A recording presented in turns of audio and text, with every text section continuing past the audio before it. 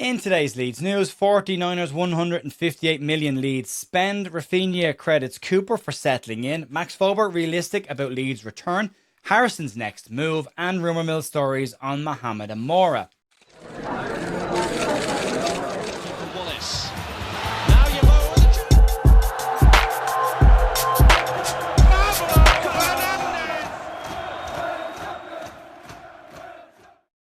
Welcome to the Leeds View on Friday the 12th of June with your Leeds United news. Jer here. There's a bit of stuff to get stuck into today. I hope you've all had a really good week. Wanted to say a massive congratulations to Daniel James and his wife on the birth of their twin babies. That's 3 kids, I think, now. Lots of more sleepless nights ahead for Dan James, but congratulations to them on the birth of their twins. Also, congratulations to Brendan Aronson on his wedding as well. So we're getting those congratulations out of the way. There's a bit of stuff to get stuck into today. We do have an official partnership with Leeds United and Fanatics. So if you want to get the official Leeds United kit, your away kit this season, you can use the links down below if you want to support the channel. Goalkeeper links are there as well for that. Yeah, as I say, a bit of stuff to get stuck into today. We'll start off, though, with the 49ers Leeds spent to date. It's worth having a bit of a look back on this. Is a really interesting piece from Isaac Johnson at Leeds Live today. It took a deeper look at the 49ers investment so far in Leeds United and the whole project / model, whatever way you want to label it. A lot of people have criticised or have been critical of the 49ers over the past 3 years, their motivations for getting involved with Leeds United. There was always that scepticism around, well, they're just buying in to take money out of the club like the Glazers have done at Manchester United. And up till now, that's not been the case. But I don't believe in blindly following anyone. I believe in assigning the appropriate amount of criticism when it is valid and the appropriate amount of praise when it's due as well. And you've got to look at the total model. And in the piece from Isaac Johnson, it does take a deeper look at what has been a relatively successful period of time over the past 3 years. They put in a serious amount of money. And when you start to strip it all back and look at what they put in, it's interesting. They've invested in the stadium, they've cleared off the club debt, and they've been helping to try and build a Premier League side that can compete. So far, so good. What's interesting coming into this summer is the SCR situation. As we all know, it'll get a little bit tighter from a Leeds perspective in terms of transfers, and there's obviously a little bit of nervousness around that, which is probably fair. Prag Marate's comments, though, last week were interesting. He said that even though it was a bit tighter, we still had room to do what we needed to do. So there is still hope that we can get the players in that we need to get in. And if you look at the past 3 summers, it'll give you some indication of where they are heading. Since taking over Leeds United, the 49ers ownership have committed £158 million in initial transfer fees, and that figure starts to rise when you include add-ons, and that doesn't include wages, agent fees, sign-on bonuses, player bonuses, all of that stuff as well. So there's more to add to that. Last summer, £35.5 million was spent on Noah Okafor and Anton Stach combined, which in the end of the season turned out to be really, really good value for Leeds. They've also managed to generate £180 million worth of sales for the club as well, meaning they've effectively kind of broken even once you put all the wages and extra fees into the equation, which is not bad. And the big part on this is they managed to eradicate the Leeds United debt, which is huge. To build a squad in the Premier League that can compete after just getting promoted and still manage to balance the books. Not a lot of clubs have done that, and a lot of clubs have spent more money than they've made, got into financial trouble, and still failed to stay in the Premier League. So it is interesting, but Marate said that this summer will be very different than last summer. Don't expect to see 10 players coming in during this transfer window. They are going to prioritise individual quality over quantity of players. And I think we've all agreed on this as well in the comments. We're probably looking at five, six players maybe total in the squad, depending on what goes out and how they want to address the fringe element of the squad as well. The budget for this summer is expected to be around about the same as last, so 100 to 120 million. And that's expected to all be spent like it was last summer, which is a big difference from year 2 in the Premier League.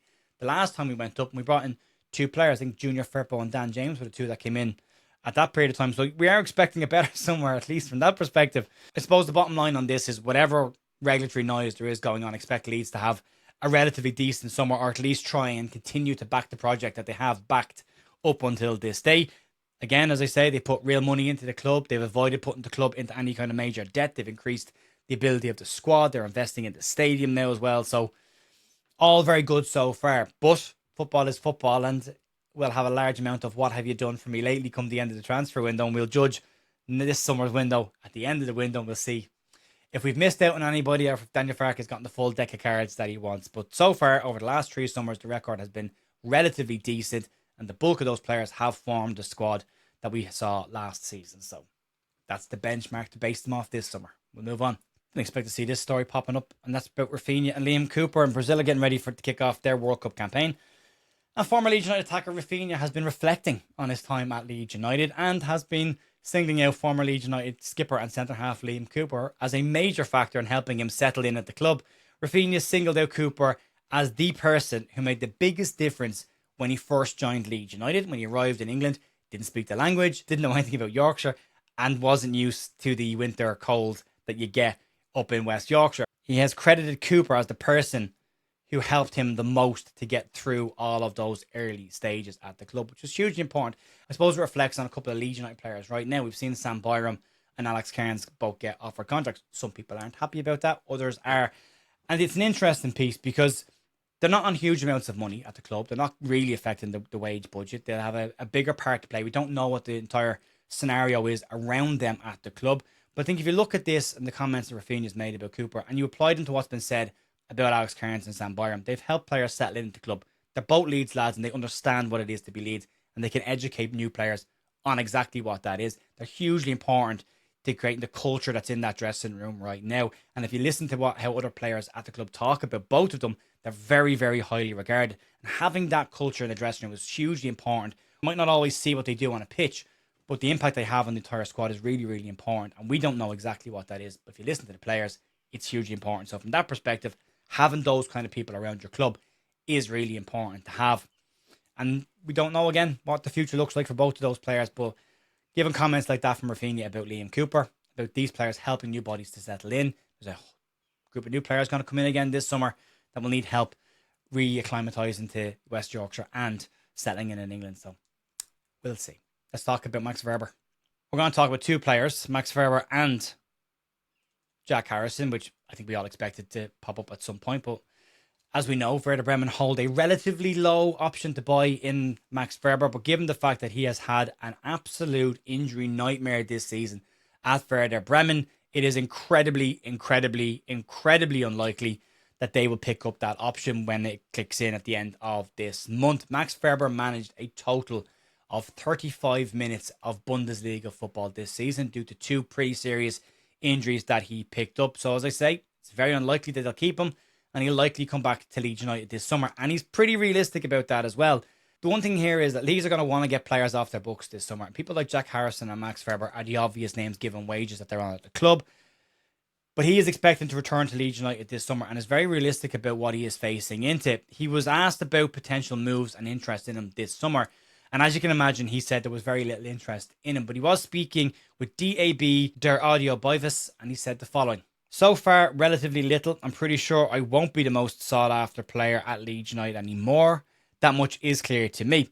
We'll see how things develop. I'm assuming I'll return for pre-season training as normal. And I think after an injury like that, you simply need training sessions with your team, friendlies where you can get that feeling in your body again, that you're fit, that everything's working, and that everything's holding up. So it's really important for me to participate in pre-season training again. And then we'll see what happens next, what Leeds' plan is, what's happening in the transfer market. Things can change drastically in football. So I'll just take it as it comes. It is hard to see a world where Max Verber lines up in a Leeds United shirt again. But football's weird. You don't know. I mean, he could. He is a left-footed centre-half after all. And maybe Daniel Farke could see something in him in the back three or as supporting or cover in that back three. But it is unlikely because outside of the injuries, if you take into consideration Daniel Farke in this situation as well, Farke made a very quick decision on him last summer and off he went out on loan. That didn't work out. So I think it's difficult to see him even participating in pre-season training if Daniel Farke is trying to give minutes to players that he'll want to have as part of his core group players next season, unless Leeds decide to put two squads out and Verber goes off with another 21 version of a squad and gets minutes that way, and they can try and put him in a shop window. The other side to this as well is contracts. It's unlikely that Leeds will try and cancel his contract, again, because of the amount of money that he will be owed in that, and that will come out of the transfer kitty. But given the fact that he's only managed 12 games over the past two seasons, it is going to be very difficult to sell Max Verber. The interest in the player is going to dictate this one. Leeds have a very low book value in him right now anyway, so any kind of a sale will probably give Leeds some amount of money in their pocket, but they're definitely not going to get the money that they were hoping to get from Werder Bremen this summer. So it is a return to Leeds for Max Verber this summer, and we'll see how it goes. I mean, could you see him being cover at that back three, that left centre back position? I can see the comments already, by the way. I know. Let's move on. Talk about Jack Harrison. There's another one worth talking about. Another player returning to Leeds United.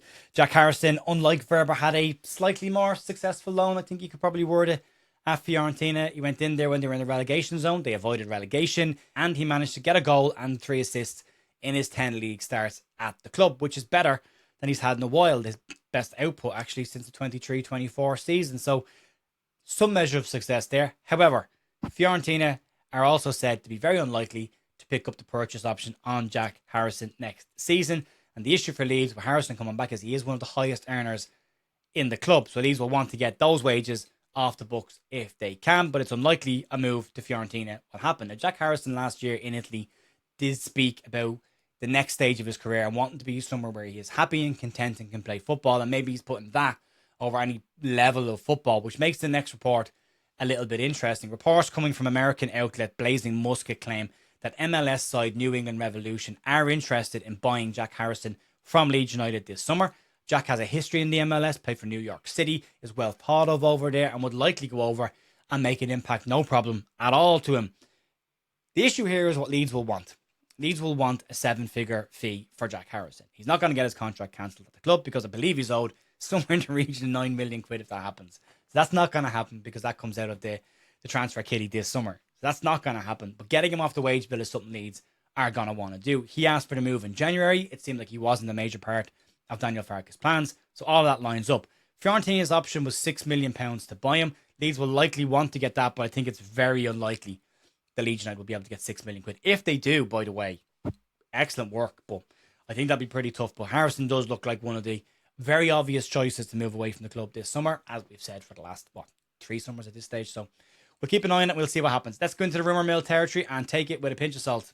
Just the one story, Mohamed Amoura today. He was linked with Leeds United back in January, and at that point, it came out from French outlet L'Equipe. And they said at the time that Leeds had genuine interest in the attacker at that moment in time.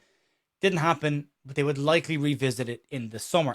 At that time, Wolfsburg reportedly wanted £26 million for the Algerian attacker. Now, that is likely to have gone down in price given that Wolfsburg were relegated from the Bundesliga. He's currently at the World Cup with Algeria, so if there is any interest in him, nothing's happening until after the World Cup, so we can wait a while on this one. But reports this week claim that Leeds do still have interest in him, but it's not coming from overly concrete or reliable sources, at least right now. To give you a bit of insight in him and what he's like and what you could expect if he did come in, or if he ticks the boxes that Leeds would likely look for, here's a bit about him. He's 5'5" in height. He's been labelled as a striker, but he appears to play anywhere across the traditional front three positions. Last season in the Bundesliga, he was primarily a left-sided attacker.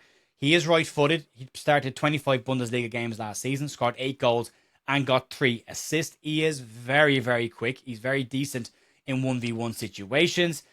Good on counter-attacks, very good in transition, which is an interesting one. He does like to cut in onto his right foot, so likes to play on the left and come in onto his right foot, not unlike Noah Okafor, which is interesting. Leeds are looking for a similar profile to that on the other side of the pitch. He's not what you call a target man, so he doesn't fit that 6 foot plus bracket that Leeds have tended to look for in the last couple of windows, but he might fall into that one behind the two or second striker bracket that Leeds have looked at, maybe like a Troy Parrott for argument's sake. So he is an interesting one. The £26 million is interesting as well. Wolfsburg have been relegated. That's likely going to drop significantly with the relegation. Not unlike Dan James in some ways. Better finisher than Dan James. And maybe, he is competition for Noah Okafor. He has missed games this season. Leeds could see Willy Gnonto leave the club. So you're going to want another player on that left-hand side competing. And again, we've talked about raising the floor of the squad. So maybe Amoura is one that they do look at. Can be an exciting enough player at times.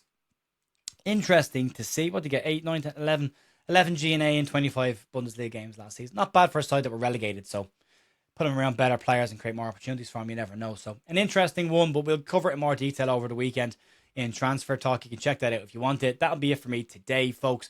I'll see you, as I said, for Transfer Talk over the weekend and then back Monday morning for more Leeds news. If you want to stick a like on the channel, like on the video and subscribe to the channel, you can.